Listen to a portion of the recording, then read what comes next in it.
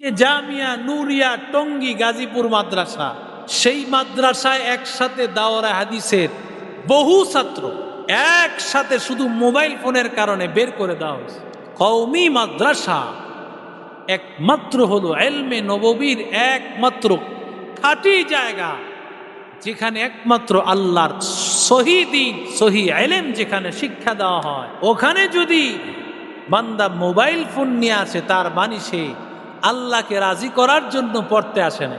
অনেক ছাত্ররা একটু বড় হতে থাকে, কিতাব বিভাগে 2-3 ক্লাস পড়ে সে চিন্তায় পড়ে যায় কিভাবে আমার জীবন চলবে, এজন্য পেরেশান হয়ে যায়। অথচ এই দুনিয়ার পড়ালেখা এগুলো সব তো বাতিল, একমাত্র পড়ালেখাই হলো আল্লাহর কোরআনের পড়ালেখা। দুনিয়ার পড়ালেখা দুনিয়া চলতে গেলে, দুনিয়াদারি করতে গেলে লাগে, কিন্তু কোরআনের শিক্ষাটা তো এই দুনিয়াও লাগবে, আখেরাতেও লাগবে, কবরেও লাগবে, হাসরেও লাগবে, মিজানেও লাগবে, জান্নাতেও চলবে। সুবহানাল্লাহ। এই জামিয়া নুরিয়া টঙ্গী মাদ্রাসা এতগুলো ছাত্র বের করে দিল কেন? মোবাইল ফোন ধরার কারণ। মাদ্রাসাগুলোতে এই এলান থাকে যে মোবাইল ফোন পাইলে আর থাকার কোনো সুযোগ নেই, মোবাইল ফোন পাইলেই বহিষ্কার। একটা মানুষের চরিত্রকে নষ্ট করে মোবাইল ফোন। এই মোবাইল ফোন তাকে ধ্বংস করে দিয়েছে। ইন্নামাল আমালু বিন্নিয়াত ওয়া ইন্নামা লিকুল্লি ইমরিইম মা নাওয়া ফামান কানাত হিজরাতুহু ইলাল্লাহি ওয়া রাসূলিহি ফাহিজরাতুহু ইলাল্লাহি ওয়া রাসূলিহি। সমস্ত আমলের প্রতিদান নিয়তের উপর। নিয়ত যার ভালো হবে আল্লাহ তার নিয়ত অনুযায়ী ফয়সালা করবেন। নিয়ত যদি বান্দা ভালো না হয়, নিয়ত যদি ভালো না হয়, আল্লাহ তাআলা তার পাহাড় পরিমাণ আসমান পরিমাণ আমল করার পরেও আল্লাহ সব আমলগুলো বাতিল করে দিবে। সব আমল বাতিল, কারণ নিয়ত তার ভালো ছিল না। মসজিদ করে দিছে, নিয়ত তার ভালো না। মাদ্রাসা করে দিছে, নিয়ত তার ভালো না। রাস্তাঘাট কালভার্ট করে দিয়েছে, কিন্তু নিয়ত তার ভালো না। এই নিয়ত ভালো না হওয়ার কারণে তার সমস্ত আমল বাতিল।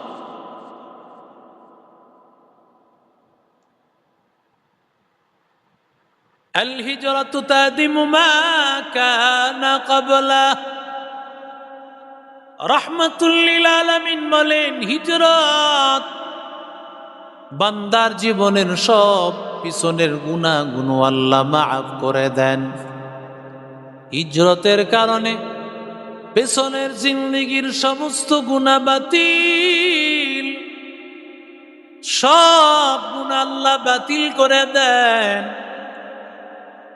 যেই বান্দা নিয়ত করবে, হিজরত করবে আল্লাহর মহব্বতে না, বরং বান্দার নিয়ত হলো বান্দা বিবাহ করবে, এই জন্য হিজরত করেছে, নিয়ত তার ভালো না।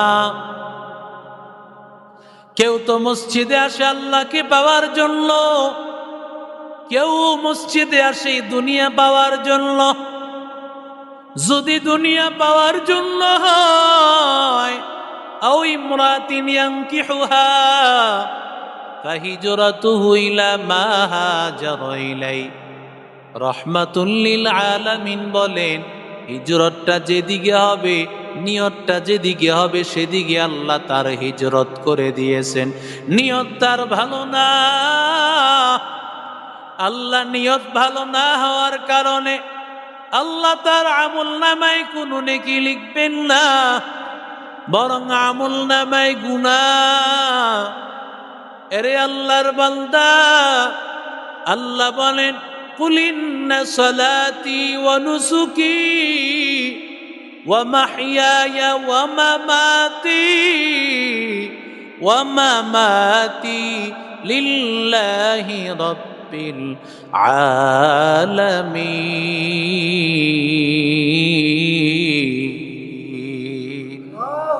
আল্লাহ বলেন, আমার নামাজ, আমার বেঁচে থাকা, আমার মরে যাওয়া একমাত্র মালিক আল্লাহর জন্য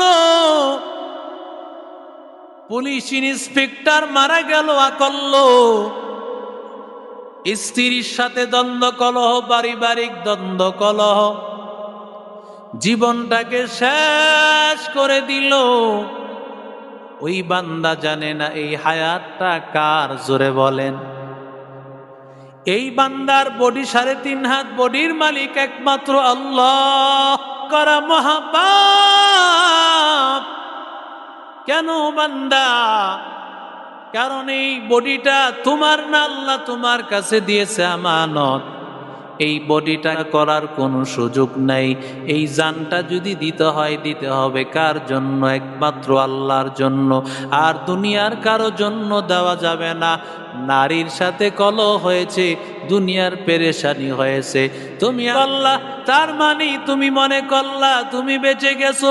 ওরে বান্দা, না না, এই লাগাইয়া তুমি তোমার জীবনটাকে ধ্বংস করে দিলা।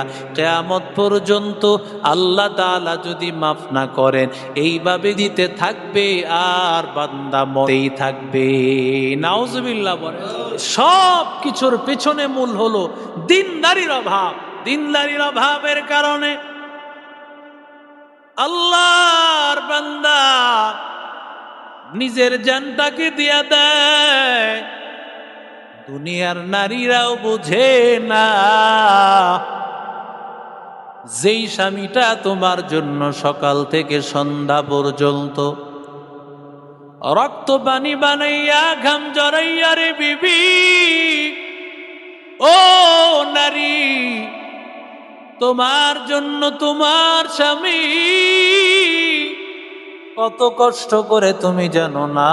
তুমি যদি জানতা কোনোদিন স্বামীর মনে কষ্ট দিতা না।